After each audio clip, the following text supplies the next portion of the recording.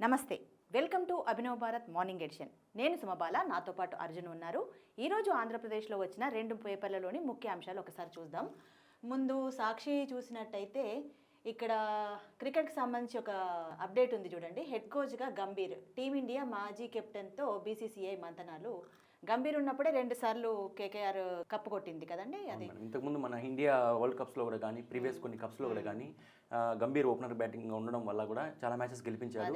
So head ఇప్పుడు retired అయ్యాడు కాబట్టి కోచ్గా కూడా మన ఇండియా ఖచ్చితంగా నెక్స్ట్ వరల్డ్ కప్ స్టార్ట్ అవుతుంది కాబట్టి ఆల్రెడీ మన ద్రావిడ్ హెడ్ కోచ్ని తప్పుకున్నాడు కాబట్టి బీసీసీఐ కాలం అది అయిపోయింది కాబట్టి తనని ఖచ్చితంగా హెడ్ కోచ్గా తీయాలని చెప్పి మంత్రాలు జరుపుతున్నారు అన్నమాట బీసీసీఐ పెద్దలు. 3 రోజుల పాటు మోదీ ధ్యానం. ఎన్నికల ప్రచారం ముగిసిన తర్వాత ఈ నెల 30వ తేదీ సాయంత్రం నుంచి వచ్చే నెల 1వ తేదీ వరకు ప్రధాని మోదీ కన్యాకుమారిలో ధ్యానంలో ఉండనున్నారట. అంటే 4వ తేదీ పోలింగ్ కాబట్టి అంతకుముందు కొంత ధ్యానంలో ఉండాలని ఆయన అన్నారని చెప్పేసి అదొకటి. సీజేఐ పరిశీలనకు కేజ్రీవాల్ పిటిషన్. బెయిల్ గడువు పొడిగించాలని ఢిల్లీ సీఎం అడిగినా కూడా ఆయన అది ఒప్పుకోలేదు. మేడం ఆంధ్రజ్యోతికి వస్తే నిప్పుల కుంపటిల రాష్ట్రం, ఉక్కపోత వేడి వడగాడ్పులతో జనం వెలువల, మరో 4-5 రోజులు ఇంతే. దేశంలో అత్యధికంగా రాజస్థాన్లో 50 డిగ్రీల ఉష్ణోగ్రత నమోదైంది మేడం. మామూలుగా మనం 30 డిగ్రీలకే చాలా ఇబ్బంది పడుతుంటాం. సో రానున్న రోజుల్లో 50 డిగ్రీస్ అంటే చాలా ఇబ్బందికరమైన విషయం. ఫలితాలు రాకముందే 10,000 కోట్ల పవర్ షాక్ ఈఆర్సీకి ప్రతిపాదించనున్న డిస్కంలు. అంటే ఇప్పుడు ఎలక్షన్స్ ఫలితాలు రాకముందే మేడం నెక్స్ట్ ప్రభుత్వం ఏదొస్తుందో తెలియదు కానీ ఒకవేళ ఇప్పుడున్న ప్రభుత్వం కానీ వస్తే జనం మీద మళ్ళీ 72,000 కోట్ల భారం అంటే కరెంట్ బిల్లులు మళ్ళీ పెంచే విధంగా సర్కారు ముందుకు అడుగులు వేస్తుందని మనం క్లియర్గా గమనిస్తున్నాం. ఏదైనా ఇది శుభసూచకమైతే కాదు. సో నెక్స్ట్ వస్తే మేడం జవహర్ రెడ్డి సర్వభ్రష్టత్వం, సిఎస్గా కెరీర్లో చివరిలో మరకలు. పాలకులపైన నేతలపైన భూముల స్కామ్ ఆరోపణలకు రావడం ఏమి కొత్త ఏం కాదు. కానీ ప్రభుత్వ ప్రధాన కార్యదర్శి బినామీ పేరుతో 800 ఎకరాల ఆన్లైన్ భూములు కొట్టే శాఖను విశాఖ జనసేన నేత పీతల మూర్తి యాదవ్ సంచలన ఆరోపణలు చేశారు మేడం. అంటే సిఎస్ గారు ప్రజెంట్ ఆంధ్రప్రదేశ్ సిఎస్ గారు అంటే తన మైనింగ్ దందా, తన కుమారుడి పేరు మీద మైనింగ్ దందాతో అంటే చివరిలో మొన్న చూసాము ఐఏఎస్ ప్రక్రియ కూడా కానీ 6 మందికి పోస్టింగ్ ఇచ్చేయాలని హడావిడి చేయడం, ఎన్నికల ఫలితాలు ఉండి ఎలక్షన్ కోడ్ ఉన్నా కూడా సో ఏదైనా ఇలా చేయడం అనేది ఇప్పటివరకు కరెక్ట్ కాదని అనిపిస్తుంది మేడం. నెక్స్ట్ అమాంతం పెరిగిన కూరగాయల ధరలు. ఏ కూరగాయ కిలో చూసినా 50 రూపాయలు తక్కువ లేదు. బహిరంగ టమాటా మార్కెట్లో 70 రూపాయల నుంచి 80 రూపాయలు ఉన్నాయి మేడం. సో ఇప్పుడున్న రేట్లు అంటే అకాల వర్షాలు కానీ ఈ ఎండకు కానీ పంటలు కూడా దెబ్బతిన్నాయి. ఈ క్రమంలో 2 రాష్ట్రాల్లో కూరగాయల రేట్లు అమాంతంగా పెరిగిపోవడం వల్ల సామాన్య ప్రజలపై ఈ భారం పెరుగుతుంది. సో 2 రాష్ట్ర ప్రభుత్వాలు కొంచెం జాగ్రత్తలు తీసుకొని సామాన్య ప్రజల పట్ల ఎటువంటి ఇబ్బందులు కాకుండా కొంచెం రేట్లు తగ్గించే విధంగా రైతులకి ఏదైనా పంట నష్టపరిహారం అందించే విధంగా చేస్తే మాత్రం చాలా సంతోషంగా అనిపిస్తుంది మేడం. ఇక్కడికి వచ్చేసరికి సాక్షిలో ఈ సడలింపులు పచ్చసిరాతో అని పోస్టల్ బ్యాలెట్ ఆమోదంపై గత ఏడాది జూలై 19న కేంద్ర ఎన్నికల సంఘం స్పష్టమైన మార్గదర్శకాలు ఇచ్చింది. నిజానికి పోస్టల్ బ్యాలెట్లో ఓటు ఆమోదించాలి అంటే దాంట్లో కంపల్సరీ గెస్టెడ్ ఆఫీసర్ సంతకం ఉండాలి. కాకపోతే ఇప్పుడు ఏంటంటే మొన్న మధ్యలో మనము చెప్పుకున్నాం, మీనా ఏం చెప్పారంటే ఆ పోస్టల్ బ్యాలెట్ మీద గెస్టెడ్ బ్యాలెట్ ఆఫీసర్ సంతకం లేకపోయినా కూడా మీరు ఖచ్చితంగా దాన్ని ఆమోదించవచ్చు అని చెప్పారు. కాకపోతే అది కరెక్ట్ కాదు. దానివల్ల ఏంటంటే ఆ పోస్టల్ బ్యాలెట్లు 1 లక్షల్లో ఉండి ప్రభుత్వాల్ని నిర్ధారించే అవి జరుగుతుంది కాబట్టి అది అట్లా ఆమోదించొద్దని వాళ్ళంటే ఈ టీడీపీ ఆదేశంతోనే ఈసీ అట్లా చేసింది, టీడీపీ కనుసల్లంలోనే వీళ్ళొక ఐటమ్ వేసుకున్నారు. కానీ డిక్లరేషన్ ఫారంపై అటెస్టింగ్ అధికారి స్టాంప్ లేకపోయినా సంతకం ఉంటే చాలు ఆమోదించాలని టీడీపీ విజ్ఞప్తి. ఆ మేరకు సడలింపిస్తూ ఈ నెల 25న రాష్ట్ర ఎన్నికల ప్రధానాధికారి ఉత్తర్వు. అటెస్టింగ్ ఆఫీసర్ సంతకంపై అనుమానం వస్తే ఆర్ఓ జిల్లా ఎన్నికల అధికారి వద్ద సంతకంతో సరిపోల్చాలని ఆదేశాలు ఇచ్చారని చెప్పేసి మొత్తానికి వీళ్ళు సాక్షి ఒక బ్యాన్ ఐటమ్ వేశారు. అయితే ఈసీ అంపైర్ లాగా వ్యవహరించడం లేదు, ఒకపక్షంగా వ్యవహరిస్తుందని చెప్పి సాక్షి వాళ్ళు వేశారు. అయితే ఇక్కడికి వచ్చేసరికి మీరు చెప్పిన ఈ ఐటమ్కి వచ్చేసరికి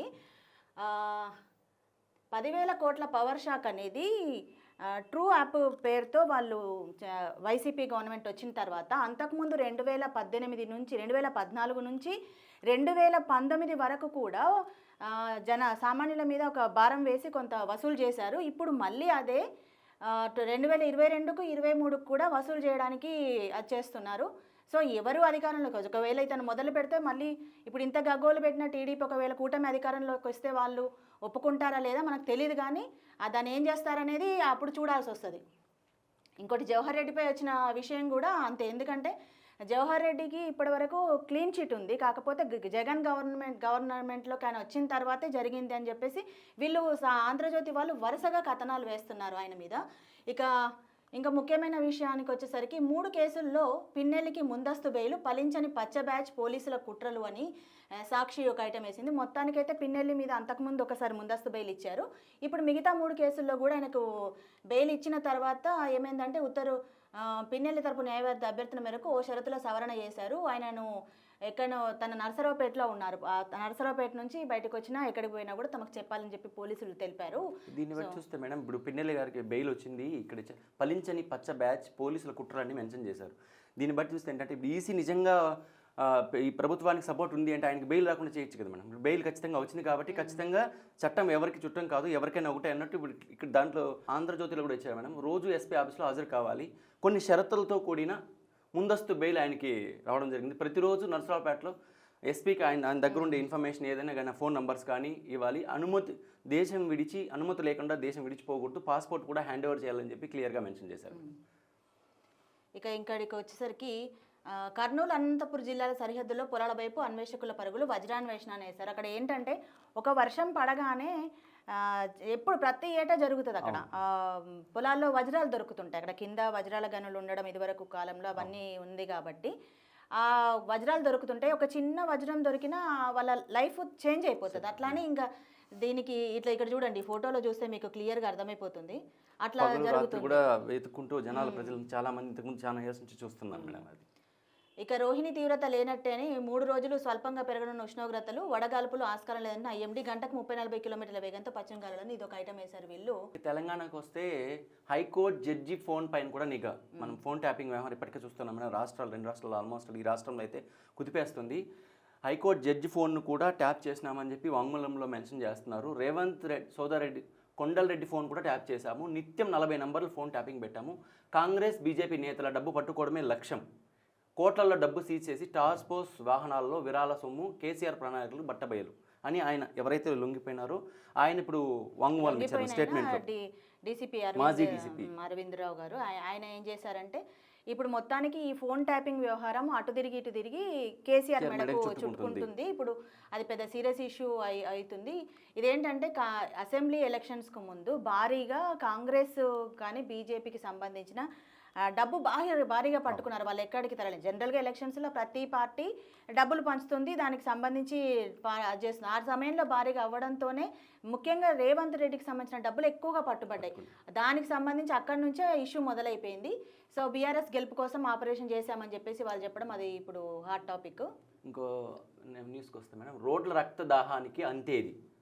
రాష్ట్రంలో ప్రతిరోజు 50 ప్రమాదాలు, 20 మరణాలు మనం చూస్తున్నాం, రెగ్యులర్గా చూస్తున్నాం మేడం. 2 వీలర్స్ కానీ 4 వీలర్స్ కానీ హైవేస్లో ఎక్కడ చూసినా ప్రతిరోజు యాక్సిడెంట్స్ జరుగుతున్నాయి. యాక్సిడెంట్ గురించి ప్రభుత్వం కానీ ఇట్లా అధికారులు, రవాణా శాఖ అధికారులు కానీ ఎన్ని హెచ్చరికలు జారీ చేసినా వీళ్ళు ఓవర్ స్పీడ్ కానీ ఈవెన్ వాళ్ళు కూడా కానీ కొన్ని చోట్ల హైవేస్లో కూడా అంటే మధ్యలో ఎక్కడ పెట్టడానికి కుదరదు. బట్ ఏంటంటే ఈ రవాణాను అరికట్టే విధంగా ఆ స్పీడోమీటర్స్ని ఖచ్చితంగా పెట్టి తగిన ఫైన్స్ని ఇంప్లిమెంట్ చేస్తే మాత్రం ఈ రోడ్డు ప్రమాదాలు నివారించవచ్చు, కొంతవరకు అయినా నివారించవచ్చని మనం గమనించగలం.